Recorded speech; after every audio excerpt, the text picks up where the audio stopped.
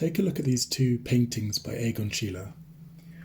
One is a painting of a flower, red foxglove, from the year 1910, and the second's a nude self-portrait of Egon Schiele from 1911.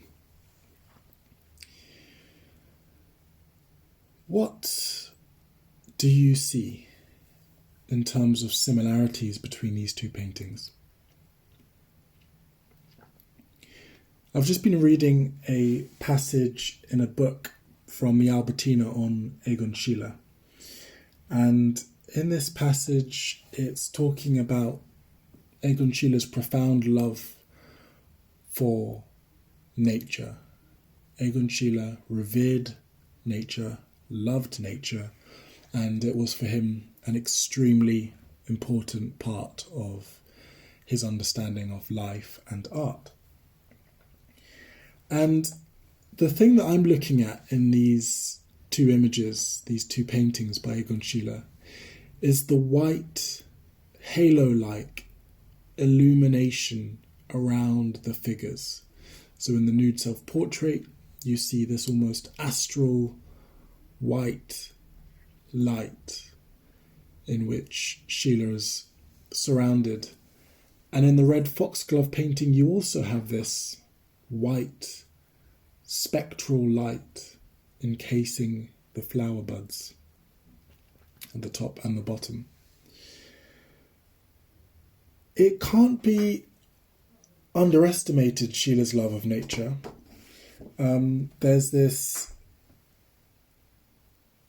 in a letter that Schiele wrote to his friend Anton Pestra in 1910, drunk with the longing for experiences of nature, he writes, "I wish to visit the Bohemian forest, want to taste dark waters, to see crashing trees, untamed air, want to look in wonder at mouldy garden fences and how they all live, young birch groves, and hear the shaking leaves, want to see the light, the sun, and savour wet, green, blue evening valleys, feel goldfish gleaming, see white clouds amass, to speak to flowers, grasses, to look deeply upon pink people, no, to say old dignified churches, small cathedrals, want to run off without heed over round field mountains, through wide plains, want to kiss the earth and smell warm marsh marigolds.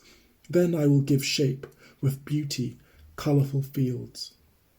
In the early morning I wish to see again the sunrise and be able to watch the breathing earth glimmering."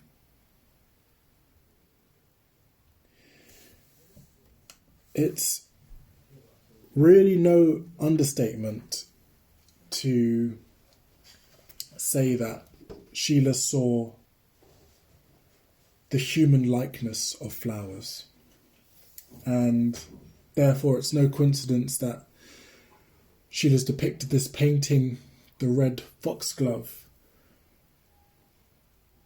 with great human qualities. The tall, straight leaf covered stem seems like a thin, haggard, upright body on which the 4 hanging calyxes sit like an oversized red head. And this bright aura-like outlining of white heightening the floral head at the top of the plant, as well as the second group of flowers cut off at the large edge of the picture, is also surrounded by white.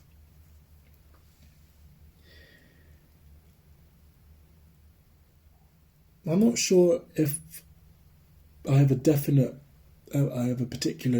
conclusion. I just think that it's really interesting how Schiele brings a human-like quality to flowers, and then a flower-like quality to his self-portraits and his portraits of other people.